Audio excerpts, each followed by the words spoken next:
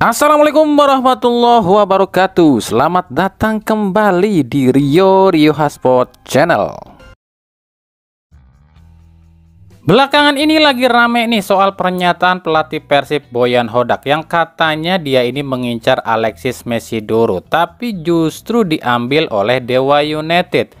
Nah, yang terbaru Persib pun membidik Sadil Ramdhani, tapi lagi-lagi Dewa United pun ingin coba menikung. Akhirnya banyak banget nih Dewa United yang menghujat, khususnya pendukung Persib yang bilang Dewa United ini kurang ajar lah, nggak tahu diri lah, inilah itulah dan lain-lain. Buat kami ini aneh, kok kurang ajar sih? Kan itu udah wajar, bahkan menurut kami ini hal yang wajar dan bagus loh. Kenapa dibilang wajar? Ya sebab wajar lah, memang di sepak bola seperti itulah, apalagi di dunia pertransferan sepak bola. Siapa yang kuat duit dan pinter ngerayu, dia yang menang. Lalu kenapa kami bilang justru bagus? Ya baguslah, biar Persib sadar jika untuk mendapatkan yang namanya pemain itu nggak bisa selalu mengandalkan yang namanya nama besar doang. Kalau zaman dulu emang sih nggak ada pemain yang nggak mau main di Persib secara gitu loh. Klub dengan nama besar, pendukungnya pun banyak, pasti gajinya pun gede dan pemain pasti cepat terkenal. Tapi itu dulu.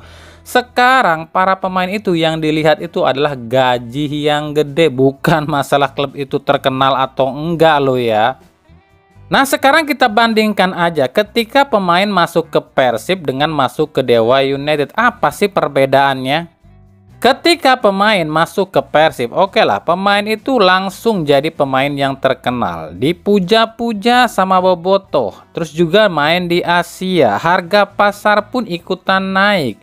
Tapi minusnya gajinya di Persib belum tentu loh yang tertinggi. Lalu juga minusnya lain adalah tekanannya kalau di Persib itu double. Tekanan dari manajemen, tekanan dari pelatih, tekanan dari bobotoh. Minus lain kalau di Persib fasilitasnya kurang mumpuni atau nggak terlalu mumpuni, seperti nggak punya training ground dan lain-lain. Sementara kalau pemain masuk ke Dewa United, fasilitas oke dan mumpuni ya, gaji gede, main tenang, nggak ada tekanan, sebab ya Dewa United sedikit pendukungnya. Apalagi nggak ada target namanya harus juara, malulah kalau nggak ada di 4 besar segala macam. Jadi pemain pun bisa rileks dan juga lepas mainnya. Udahnya gaji gede, fasilitas oke, main tenang lah. Sekarang kita bandingin aja, pemain lebih milih mana? Main tenang gaji gede atau gaji belum tentu gede tapi main penuh tekanan? Itu yang harus jadi pikiran.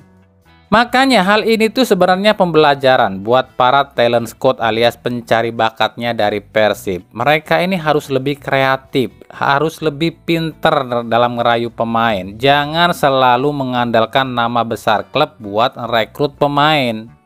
Lalu ini juga pembelajaran buat manajemen Persib dalam hal mengelola keuangan. Jangan sampai tim dengan nama besar tapi kalah secara finansial dan fasilitas oleh tim yang baru lahir, yang secara ekonomi dan fasilitas lebih mumpuni dari Persib. Paham ya di sini? Jika nanti ada yang komentar kami ini ngejelek-jelekin Persib, berarti orang ini sama sekali nggak nyampe otaknya, alias orang ini nggak punya otak. Kenapa demikian? Dalam mendukung sebuah tim itu, kita nggak harus selalu ngemuja-muja tim itu terus loh ya. Tapi kita juga sebagai pendukung sekali-sekali harus mengkritik klub. Sebab kalau klub nggak dikritik, ujung-ujungnya akan leha-leha. Akhirnya apa? Kesalip sama tim lain, susah juara dan jeblok. Nyesek kan?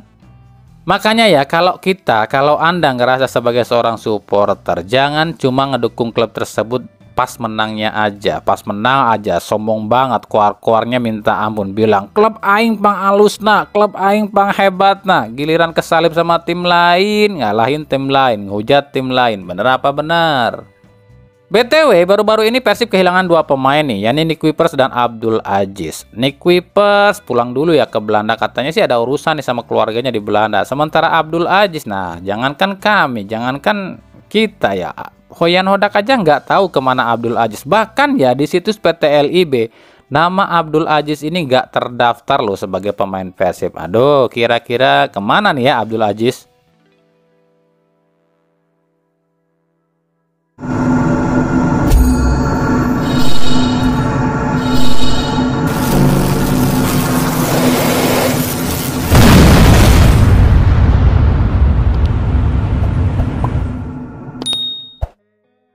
Oke, sebelumnya kami mohon maaf ya soal kejadian yang pernah kami bilang golnya Malut United ke gawang Madura United. Nah, sebab kami kan kemarin pernah bahas ini tuh aturannya memang kiper Dida ini handsball. Dan memang benar dalam aturan FIFA sebelumnya yang lama, memang aturan seperti ini, kejadian seperti ini akan dibilangnya handsball. Tapi ternyata setelah kami cek ya di IFAB atau peraturan FIFA yang baru, ternyata hal kejadian seperti ini nggak handsball loh ya. Dalam aturan FIFA terbaru, seorang kiper ketika menerima bola drop ball dari wasit dan menahan bola dengan tangan, maka tak akan dianggap handsball jika itu masih ada di dalam kotak penalti. Nah, itu peraturan dari FIFA ya. Jadi di sini kami salah ya untuk menganalisa ya soal kejadian ini, sebab kami masih berpegang pada peraturan FIFA di tahun 2022 silam ya. Kejadian ini pun sama nih yang terjadi di laga Community Shield antara Manchester City dengan Manchester United. Nah ini ya, kiper ini juga sama nih, menerima bola dari bola drop ballnya wasit, tapi dia pegang pakai tangan. Itu nggak masalah karena kan wasit di Liga Inggris ini sudah menerapkan aturan FIFA yang terbaru. Tapi ya wajar lah kalau kita sebagai pengamat ataupun penonton bola salah untuk menganalisa, ya wajar lah, sebab kita kan cuma penganalisa atau penonton. Tapi kalau wasit yang salah nih kan aneh. Kenapa aneh? Karena mereka ini kan pelaku, mereka kerja itu buat jadi wasit. Aturannya kan mereka lebih memahami dan membaca setiap aturan FIFA terbaru. Nah, jadi untuk masalah ini, Madura United pun melayangkan protes pada LIB dan PSSI. Akhirnya PSSI pun menghukum wasit Yan Sance Lawita ya. Nah, bicara soal wasit, kita sama-sama tahu kemarin ya, ada satu regulasi Liga 1 yang Erick Thohir sebutkan, yakni pemain yang boleh protes ke wasit cuma kapten. Tapi apa faktanya? Di pekan 1 ini aja masih banyak pemain yang lakukan protes pada wasit, padahal mereka bukan kapten tuh ya.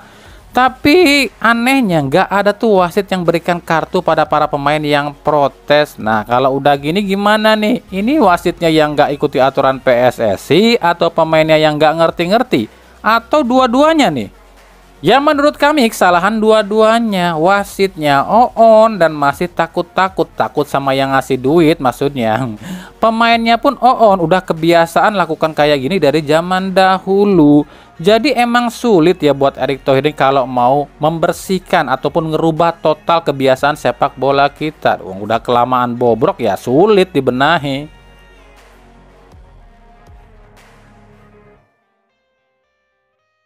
Kita ke Timnas Indonesia dulu ya. Jelang digelarnya sidang Martin Paes 14 Agustus ini, Ketum PSSI Erick Thohir terbang ke Paris menemui Presiden FIFA Gianni Infantino.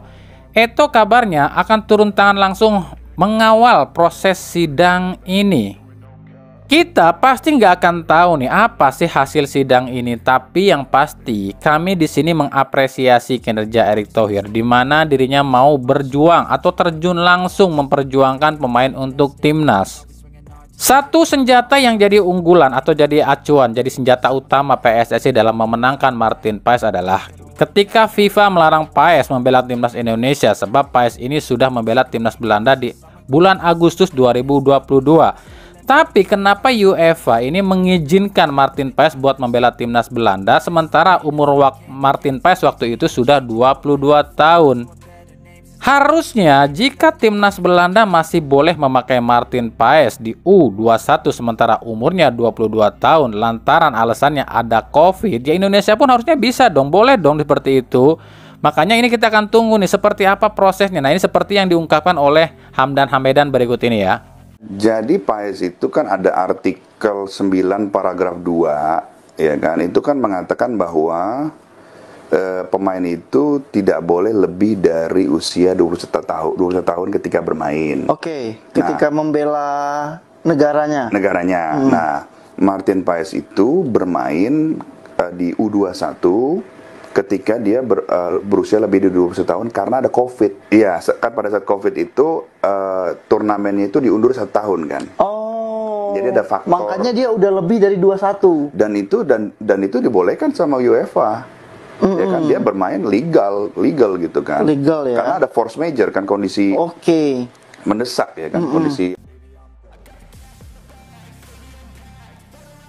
Di sisi lain, PSSI udah menunjuk GBK sebagai markas melawan Australia di kualifikasi Piala Dunia 2006. Tapi ternyata pengelola GBK justru mengatakan GBK ini nggak siap kalau dipakai buat main bola katanya. Menurut pengelola GBK Arif Kusumo, rumput GBK itu baru ditanam, jadi butuh waktu 3-5 bulan baru bisa dipakai. Ada, ini sih cerita lama. Buat bola mah pasti dipersulit. Karena kan duitnya dikit. Coba kalau yang minta tuh promotor konser mah nggak usah alasan, langsung pasti siap tuh GBK. Ada Wakanda UUD mulu, ujung-ujungnya duit. Coba kalau PSSI ngasih duit langsung nih ke GBK tambahan, pasti oke siap. Itulah tipikal warga Wakanda.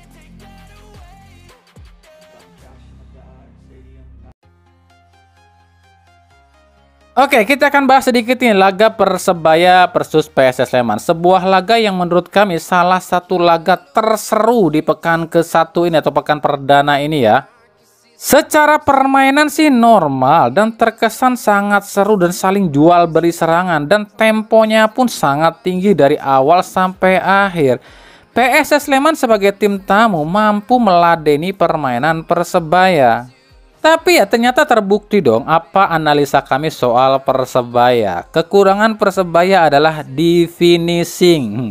Kemarin Paul Munster bilangnya nggak percaya dengan apa analisa kami. Sekarang terbukti kan? Sekarang kita coba analisa sisi serang Persebaya, khususnya Flavio Silva. Ada apa dengan Flavio Silva? Kenapa kok seolah malah buntu ya? Lari sih oke, pergerakan oke, tapi finishing malah not oke, alias buruk ya. Apa Flavio Silva ini butuh lebih banyak waktu buat adaptasi di Persebaya? Kan nggak masuk akal loh, sebab Ucok ini tuh bukan pemain asing baru di Liga 1. Dia kan diambil dari Persik Kediri. Harusnya kalau soal adaptasi itu udah terbiasa dong. Kenapa ketika masuk ke Persebaya justru seperti ini? Kan akhirnya ditimbul pertanyaan, kenapa di akhir kompetisi musim lalu Ucok ini menggila, bahkan bisa hampir menyalip top scorer David da Silva. Nah kan ada pertanyaan seperti itu, aneh kan? Kenapa ketika masuk ke Persebaya, pemain yang dianggap sangat garang di Persik Kediri justru kesulitan mencetak gol, bahkan one on one lawan kiper pun Ucok nggak sanggup loh nyeploskan bola. Tapi emang sih secara keseluruhan di laga ini ya, bukan cuma Ucok sih yang belum mampu adaptasi dengan Persebaya, tapi hampir semua pemain depan Persebaya ini tuh seolah-olah turun performanya atau underperform ya.